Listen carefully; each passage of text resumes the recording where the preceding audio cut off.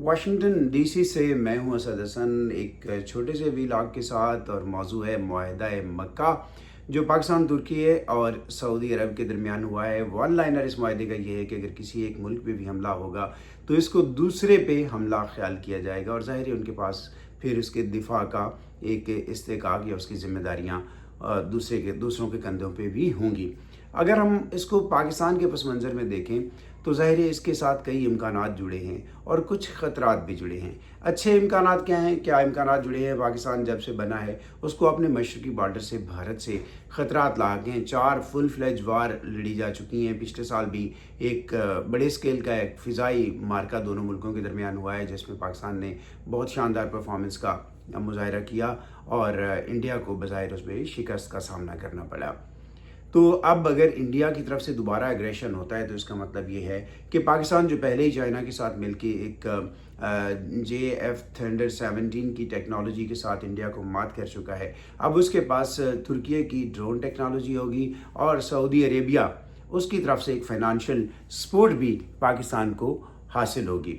क्योंकि हम ये देखते हैं कि जब पिछला मार्का दोनों फरीकों के दरमियान हुआ था तो उस वक्त पाकिस्तान के अकाउंट में, या पाकिस्तान के जो फाइनेंस मिनिस्टर थे, वो उस वक्त जब दोनों मुल्कों के दरमियान जंग लड़ी जा रही थी, वो वाशिंगटन में $1 बिलियन की किस्त के लिए यहाँ पे मौजूद थे, और इंडिया के पास पौने 500 या 500 प्लस बिलियन डॉलर उसके रिजर्वायर्स में मौजूद था। तो ज़ाहिर है मईशत और माशी इस्तेकाम और ख़जाने की हालत उसके लिए अहम हुआ करती है। अब इम्कानात इसके साथ क्या हैं? ज़ाहिर है, आप जैसे मैंने कहा कि एक तरफ से ड्रोन टेक्नोलॉजी और दूसरी तरफ से मईशत। तीसरा ये है कि जो अमेरिका ईरान जंग के पस मंज़र में जो इम्कानात, सिक्योरिटी पैराडाइम तब्दील हो रहा है, तो पाकिस्तान बहुत अच्छे अंदाज में उसको ग्रैब कर सकता है।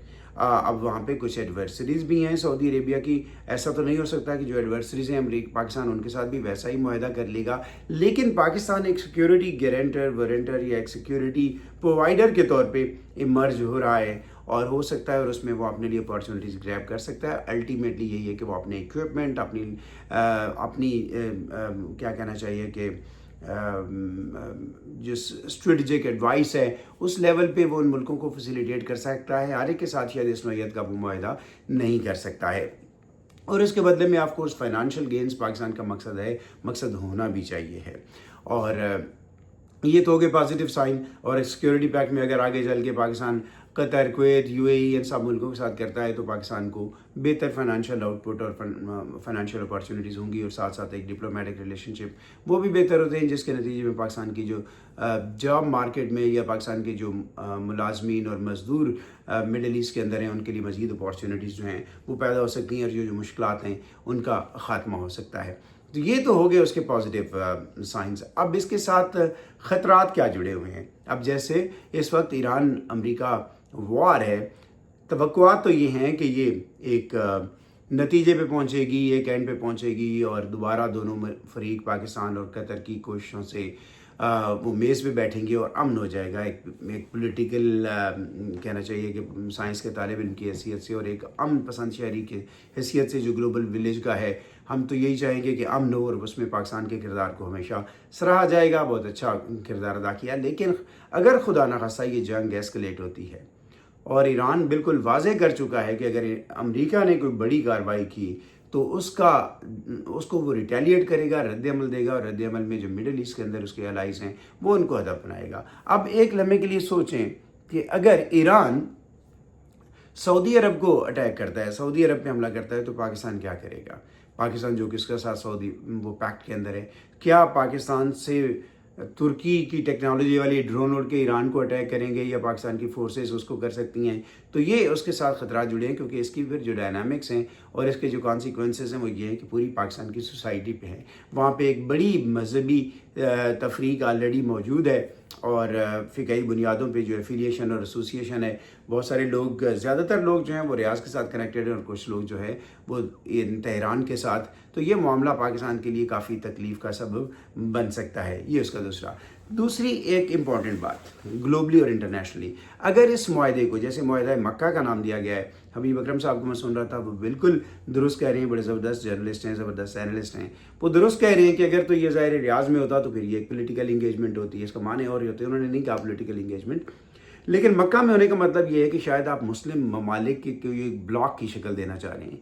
इस पे भी मेरे थोड़े कान खड़े हुए हैं। इस वक्त अगरचे अमेरिका और आलमी इस्तेमार की जो स्टैंडिंग है वो कुछ वीक हुई है, अगर हम उसका मवाजना करें 70s में, तो 70s में भी ये कोशिश की गई थी। आपको याद होगा 3 नाम हैं, शाह फैसल सऊदी अरेबिया से, पाकिस्तान से जुल्फ़िकार अली भुट्टो और लीबिया से मुअम्मर कज़ाफ़ी, और तीनों जो हुक्मरान हैं वो तबई मौत नहीं मरे थे।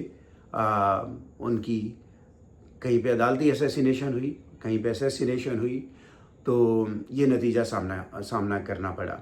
इस ग्लोब के अंदर अगर मज़हब की बुनियाद पे कोई ब्लॉक बनेंगे तो उसके नतीजे ख़तरनाक हैं। 2001 में जब तालिबान के ख़िलाफ़ कार्रवाई में अमेरिका ने इन्वेड किया तो सदर बुश के मुंह से ये निकल गया था कि ये सलीबी जंग है। उसको अगरचे उन्होंने वो लफ्ज़ बाद में वापस ले लिए, लेकिन जब आप मज़हब की बुनियाद पे कोई ब्लॉक बनाएंगे और उसमें लड़ाइयाँ होंगी तो वो मुश्किलात बढ़ाएंगी इस रीजन और इस प्लैनेट के लिए। तो इसको मज़हब से ज़्यादा जियोपॉलिटिकल हो, और इसमें इवन आगे चल के, यानी अगर हम रीजनल स्टेबिलिटी और रीजन फैक्ट्स की बात करते हैं तो क्या मज़ाक़ है कि कल श्रीलंका भी उसका हिस्सा हो, कल उसके अंदर नेपाल भी ऐसे किसी मुआहदे का हिस्सा हो। तो इसको मज़हब की बुनियाद से हट के अगर बनाया जाएगा तो शायद उसके ज़्यादा बेहतर समरात होंगे। और इम्पॉर्टेंट बात, ईरान और सऊदी अरेबिया के दरमियान इस वक्त इंगेजमेंट है, और इसका क्रेडिट भी मौजूदा फ़ौजी क़यादत पाकिस्तान की और सिविल हुकूमत लेती है। जायज़ तौर पे उनको लेना भी चाहिए। उन्होंने एफ़र्ट किए हैं कि ये 2 ममालिक जो हैं वो आपस में करीब रहें, और ये मौका ही ना आए कि कभी ईरान सऊदी अरेबिया पे हमला करे और पाकिस्तान को उसमें पार्टी बनना पड़े। और खुदा करे कि ऐसा ही हो, कभी भी ये मौका ना आए। लेकिन ज़ाहिर है ये मुआहदा हो चुका है, और मुआहदे की रूह से पाकिस्तान को कई इनिशिएटिव लेने पड़ सकते हैं। लेकिन ये पहली बार ऐसा नहीं हुआ कि ईरान और सऊदी अरेबिया के दरमियान मखासमत को कम करने के लिए कोशिशें की गई हों।